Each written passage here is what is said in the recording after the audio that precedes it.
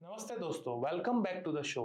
मैं हूं हरीश शर्मा और पिछले कुछ समय से मुझे ये प्रिविलेज मिला है कि मैं बैठकर बात कर सकूं कुछ ट्रूली रिमार्केबल लोगों के साथ। लीडर्स, इनोवेटर्स, थिंकर्स और क्रिएटर्स जो हमारे वर्ल्ड को मीनिंगफुल वेज में शेप करते हैं। हर कन्वर्सेशन अपने रिविलेशंस लाती है, लेकिन कुछ मोमेंट्स होते हैं जो ऑर्डिनरी से ट्रांसेंड कर जाते हैं। जो आप सुनने वाले हैं वो एक ऐसा ही मोमेंट है।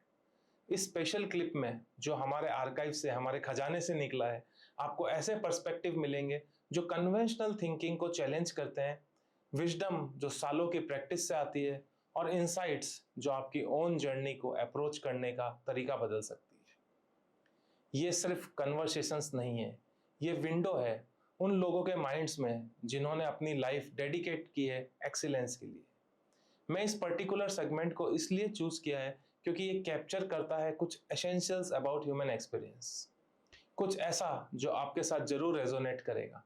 इंटेंशन के साथ सुनिए और सोचिए कि ये इनसाइट्स आपकी ओन लाइफ और वर्क में कैसे आपको हेल्प कर सकती है।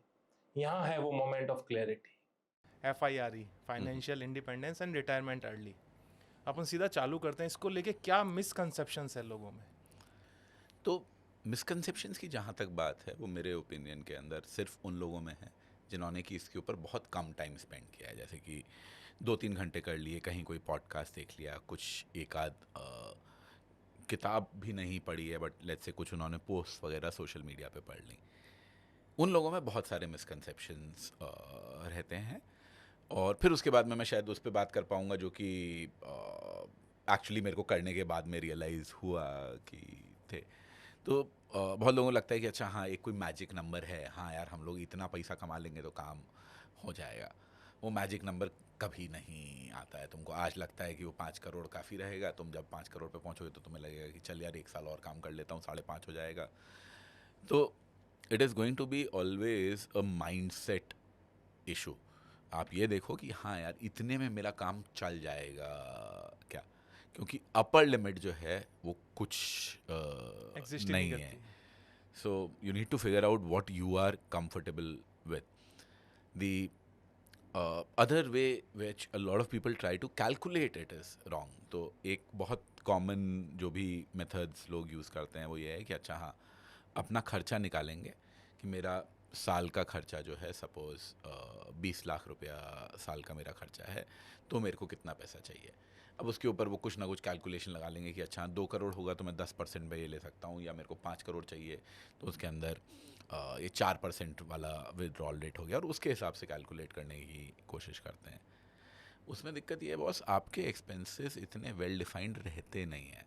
जितना आपका इस साल में एक्सपेंस है अगले साल में कितना होगा, उसके अगले साल में कितना होगा, वो बहुत ज़्यादा वेरी करता है। एंड बहुत सारे खर्चे जो हैं, अब हम जिस कोहॉर्ट की बात कर रहे हैं उसके पास में पैसा है, तभी वो ये सब सोच भी सकता है।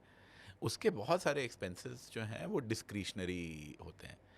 आपको क्या लगता है अगर आज की डेट में आप किसी ऐसे इंसान को देखेंगे जिसका 3 करोड़ रुपए का भी पोर्टफोलियो है, तो क्या वो वेकेशंस के ऊपर इंटरनेशनल वेकेशंस पे नहीं जा रहा होगा? बिल्कुल जा रहा होगा। क्या वो अपने बच्चों को one of the costlier schools में नहीं पढ़ा रहा होगा? बिल्कुल पढ़ा रहा होगा। बट क्या ये एकदम ज़रूरी खर्चे हैं? हाँ, आप कुछ ना कुछ तो वेकेशन चाहिए, तो वो आपका कहाँ पे सेट होता है? तो मेरा ये है कि हाँ भैया, मेरे को साल में 2 वेकेशन तो चाहिए। एक मेरे को इंडियन वेकेशन चाहिए, एक मेरे को इंडिया के बाहर बाहर वेकेशन चाहिए। चाहिए। ये मेरा सेट है। तो आप अपना ये सेट करके रखो। और दूसरा ये कि अगर बुरा वक्त आया कभी, तो इसमें से ये करने को तैयार हो कि अच्छा हाँ चल ठीक है, इस साल हम इंटरनेशनल वाली नहीं करेंगे, हम एक इंडिया में ही कर लेंगे, या हम 2 इंडिया के अंदर कर लेंगे instead of an international, because the markets are doing badly. तो आप थोड़ा सा भी एडजस्ट करने को तैयार होना, तो आप ये देखो आपके पास में कितना पैसा है, और उसमें आप आराम से बहुत कम अमाउंट ऑफ मनी रिक्वायर्ड रहेगा। आप खाली ये देख लो कि हाँ, जो पार्ट मेरे को चाहिए ही चाहिए, अब आपका स्कूल फीस तो आपको देनी ही देनी है। So what are your necessary expenses, उनके लिए आप एक अपना परफेक्ट सा सेटअप करके रख लो कि हाँ भैया ये तो पैसा मेरा एकदम सिक्योर तरीके से आने वाला है। दूसरा जो आपका वेरिएबल वाला पार्ट है, उसको आप वेरिएबल एसेट्स में इन्वेस्ट करके रख सकते हो। दी अदर वे इज़ कि आप इसको टाइम के हिसाब से करके रख लो कि शुरुआत के 4 साल जो हैं एकदम सेफ में, फिर ऑल ऑफ दैट। तो इस सब में आपको घुसना पड़ेगा। ये बाहर से देख के 4 रिपोर्ट पढ़ के नहीं होगा। आपको अपनी या तो खुद घुसना पड़ेगा या आपको कोई एक बढ़िया सा एडवाइज़र जो है वो आपको हायर करना पड़ेगा, जो कि आपको ये सब पूरा बढ़िया मस्त प्लान बना के दे। तो या तो खुद इसके ऊपर आप 20 घंटे, 25 घंटे, 40 घंटे स्पेंड करो, इतना टाइम स्पेंड करना है, इससे ज़्यादा नहीं करना है। या कोई एडवाइज़र पकड़ो और उसके साथ में आप 10 घंटे स्पेंड करो, तो 30 घंटे का ट्रेड ऑफ है। तो या तो आप 40 घंटे लगाने को तैयार हो, तो आप इसके बारे में पढ़ पढ़ के, देख देख के, कर आके बढ़िया से समझ सकते हो। बट वो भी काम आपको तब करना है जब आपके पास में कम से कम 10 या 15 साल के एक्सपेंसेस का पैसा तो आपने जुगाड़ लिया है। अगर आपके पास में अगले 10-15 साल का भी पैसा आज की डेट में बैंक अकाउंट में नहीं है, बैंक अकाउंट या लिक्विड एसेट्स या फाइनेंशियल एसेट्स या real estate, what ever your assets में आपका 15 साल का एक्सपीरियंस नहीं है, तो भाई आप कमाने पे और बचाने पे ध्यान दो अभी। You should try and increase your income, try and increase your savings, invest in a prudent fashion. Forget about finding out कि वो मेरे को 5 करोड़ चाहिए या 3 करोड़ चाहिए, वो नंबर नहीं निकलता है, ये तो है। और दूसरी चीज़ जो मिसकंसेप्शन मेरे को बाद में रियलाइज़ हुआ एक्चुअली जब मैं उसके गो थ्रू किया, वो कि बहुत ज़्यादा आप बोर्ड नहीं होते हो। लोगों को लगता है खाली बैठे रहोगे तो बोर हो जाओगे। आप अपना कुछ ना कुछ जो है ना वो ढूंढ लेते हो, जो भी आपका एरिया ऑफ इंटरेस्ट रहता है। हाँ, कभी कभी स्लो डेज आते हैं जब आपको बोरियत होती है, आपके कोई यार दोस्त अवेलेबल नहीं है, all those things are there, but मैं तो मतलब पागल हो जाऊंगा, मैं क्या करूंगा, लोगों को तो ये लगता है। ऐसा नहीं है, बहुत कंफर्टेबल आसान सी ज़िंदगी हो जाती है। इसका ये मतलब बिल्कुल नहीं है कि अब आप कुछ नहीं करोगे। फायर का मेरे हिसाब से मतलब ये है कि अब आपकी जो मर्जी आएगी वो करेंगे। वो आप इंडिपेंडेंस जो करोगे। वर्ड है इसमें, वो हाँ, that becomes the very key factor, specially you know for the people who are inherently motivated to do. कुछ लोगों में होती है वो आग की, हाँ कुछ ना कुछ करते रहना है। अगर आप उस टाइप के हो तो हाँ बिल्कुल, बट ये आग अब जो है आप किसी और तरफ चैनल करो जहाँ की आपका इंटरेस्ट है, इच्छा है। हाँ, बहुत लोग ऐसे होते हैं जो कि ऑलरेडी ऐसी नौकरी कर रहे होते हैं, ऐसा काम कर रहे होते हैं जिनको उसमें मज़ा आता है। तो भाई अगर तुमको अपने काम में ही मज़ा आ रहा है तो इससे अच्छा तो कुछ हो ही नहीं सकता है। फिर कहाँ तुम इधर उधर हाथ पाँव मार रहे हो, करते रहो चुपचाप काम जिसमें मज़ा आ रहा है। सो जैसे that makes India a difference. India एक सर्विस ओरिएंटेड या जॉब वाले बहुत लोग हैं अपने कंट्री में। वो कहीं ना कहीं उनको रिटायरमेंट उनके लिए एक टैबू है कि यार 60 साल की उम्र में, 65 साल की लेकिन अपने इस कॉन्सेप्ट में तो एनी टाइम एनी मोमेंट अगर आपके पास उतना पैसा है तो आप रिटायरमेंट ले सकते हो। लेकिन सोसाइटी, फैमिली को तो आप मना लोगे, आपके सोसाइटी और एक्सटेंडेड फैमिली को कैसे कन्विंस करेंगे इस चीज़ के लिए? कन्विंस करने की ज़रूरत नहीं पड़ती है। पहली बात तो बहुत सारे लोगों को पता ही नहीं रहता है कि क्या कर रहा है आदमी, क्या नहीं कर रहा है। हाँ जी, हाँ कुछ ऑनलाइन करता है, ये है वो है।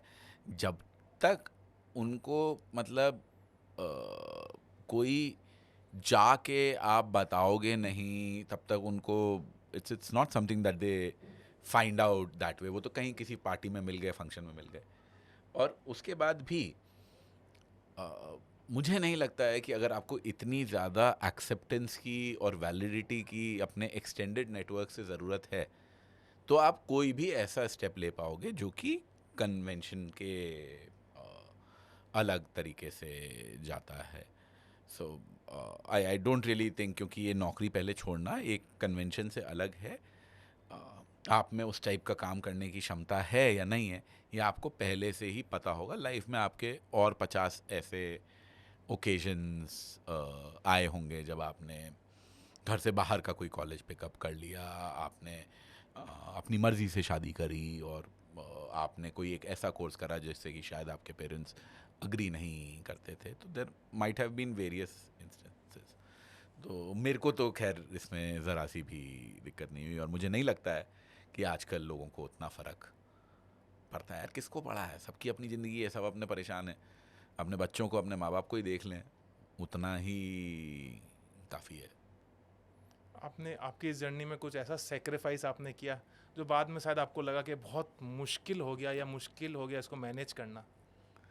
नहीं, ऐसा तो कोई बहुत ज़्यादा मेरे को दिक्कत नहीं आई। एक थोड़ा-सा मेरे को कई बार ये लगता है कि मैंने ये जो जयपुर में आके सेटल करने का डिसीजन लिया, ये हम लोग या तो शायद पुणे में थोड़ा और लंबा रह सकते थे, तो वो शायद बेटर रहता। बट मेरे पेरेंट्स जयपुर से ही हैं, तो और अब जो मैं जयपुर में रह रहा हूँ, तो मेरे को कई बार ये लगता है कि यार यहाँ पे नंबर ऑफ़ अपॉर्चुनिटीज़, वो सारी चीज़ें जो हैं वो काफ़ी कम हैं बनस्पत की जब मैं पुणे में था, या मैं आज की डेट में बैंगलोर में देखता हूँ। स्पेशली मुझ जैसे के लिए जो कि छोटा मोटा कुछ इधर उधर करने की कोशिश कर रहा है। इवन ट्रेडिशनल जॉब्स की भी जयपुर में कंपेयर टू बैंगलोर और गुड़गांव काफ़ी कमी है। सो दैट इज़, और मैं जयपुर में होने की वजह से ही फायर कर पाया क्योंकि जयपुर में खर्चे बहुत कम हैं।